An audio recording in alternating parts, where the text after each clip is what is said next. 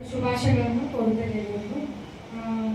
ನಾನು ನೋಡಿದ ಪ್ರಕಾರ ಡಿಪಾರ್ಟ್ಮೆಂಟಿಂದ ಸಂಗಾರೆಡ್ಡಿ ಸರ್ ಎಲ್ಲರಿಗೂ ತುಂಬ ಸಪೋರ್ಟ್ ಮಾಡ್ತಿದ್ರು.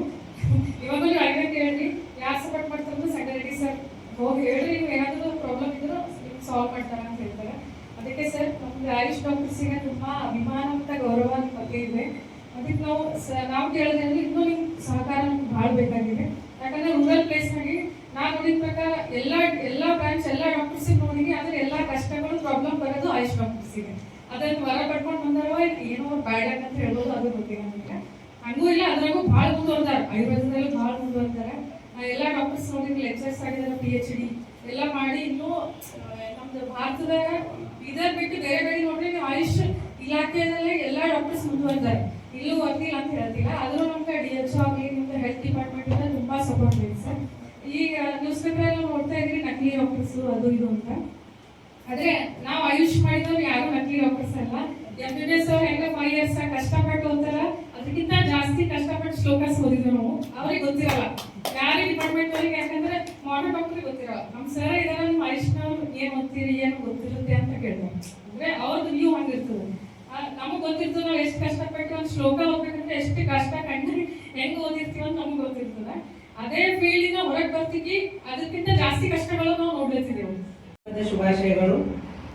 ಇವತ್ತು ನಾವು ಯುಗಾದಿ ಹಬ್ಬದ ಪ್ರಯುಕ್ತ ಒಂದು ಹೊಸ ಕೆಲಸ, ಹೊಸ ಅನುಭವವನ್ನು ಶುರು ಮಾಡೋದಕ್ಕೆ ಪ್ರಾರಂಭ ಮಾಡಿದ್ದೀವಿ. ಇಲ್ಲಿ ನಾವೆಲ್ಲರೂ ಆಯುಷ್ ಪ್ರಾಕ್ಟೀಷನರ್ಸ್ ಇದ್ದೀವಿ, ಟೀಚರ್ಸ್ ಇದ್ದೀವಿ, ಹಾಗೂ ಹಲವಾರು ಕಾಲೇಜ್ಗಳು ಅಟ್ಯಾಚ್ ಇದ್ದೀವಿ. ಸೊ ಟೋಟಲಿ ನಾವು ಒಂದೇ ಗಿಡದ ಬೇರೆ ಬೇರೆ ಬ್ರಾಂಚಸ್ ಇದ್ದಂಗೆ, ಆಯುರ್ವೇದ ಇರಲಿ, ಅಲೋಪತಿ ಇರಲಿ, ಹೋಮಿಯೋಪತಿ ಇರಲಿ, ಯುನಾನಿ ಇರಲಿ, ಯಾವುದೇ ಇರಲಿ.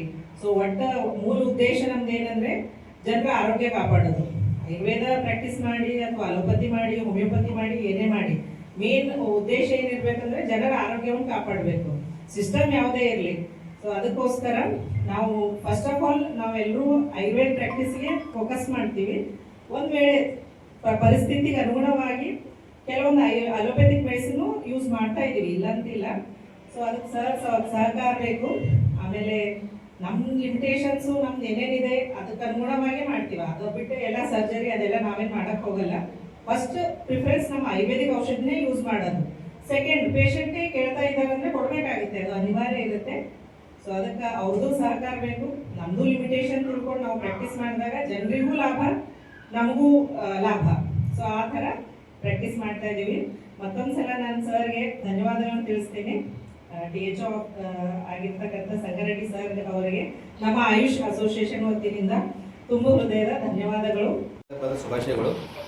ಇವತ್ತು ಬೇವು ಬೆಲ್ಲ ಯಾವ ರೀತಿ ನಮ್ಮ ಜೀವನದಾಗ ಸುಖ ದುಃಖ ನಾವು ನೋಡ್ತಾ ಇರ್ತೇವೆ, ಅದೇ ರೀತಿಯಾಗಿ ನಮ್ಮ ಎಲ್ಲ ಜೀವನದಲ್ಲಿ ಸುಖ ಇರಲಿ ಮತ್ತು ದುಃಖವೂ ಇರಲಿ, ಕತ್ತಲ ಹೋಗಿ ಬೆಳಕು ಬರ್ತದೆ. ಅದೇ ರೀತಿಯಾಗಿ ನಾವು ಸ್ಪರ್ಶ ಹಾಸ್ಪಿಟಲ್ನಲ್ಲಿ ಇವತ್ತು ಬೀದರ್ ಜಿಲ್ಲಾ ಆಯುಷ್ ವತಿಯಿಂದ ಒಂದು ಕಾರ್ಯಕ್ರಮ ಹಮ್ಮಿಕೊಳ್ಳಲಾಗಿದ್ದು, ಇದರಲ್ಲಿ ನಮ್ಮ ವಿಶೇಷ ಅತಿಥಿಯಾಗಿ ಡಾಕ್ಟರ್ ಸಂಗಾರೆಡ್ಡಿ ಸರ್ ಅವರು ಬಂದಿದ್ದಾರೆ.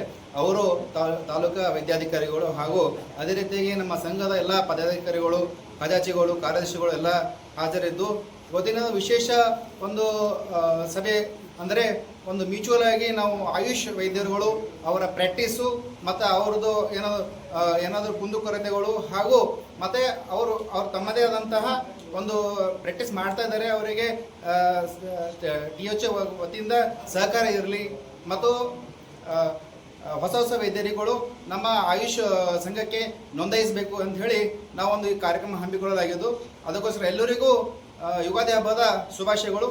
ಜೈ ಹಿಂದ್, ಜೈ ಕರ್ನಾಟಕ. ಈ ವರ್ಷ ಒಳ್ಳೆಯದಾಗಲಿ ಅಂತ ಬಯಸುತ್ತೇನೆ. ಅದೇ ಥರ ನಮ್ಮ ಇಲಾಖೆಯಿಂದ ನಮ್ಮ ಪರವಾಗಿ ಏನಾರ ನಿಮಗೆ ಸಹಾಯ ಬೇಕಾದ್ರೆ ನಾವು ಯಾವಾಗಲೂ ಸತ್ವವಾಗಿ ನಿಮಗೆ ಕೊಡ್ತೇವೆ.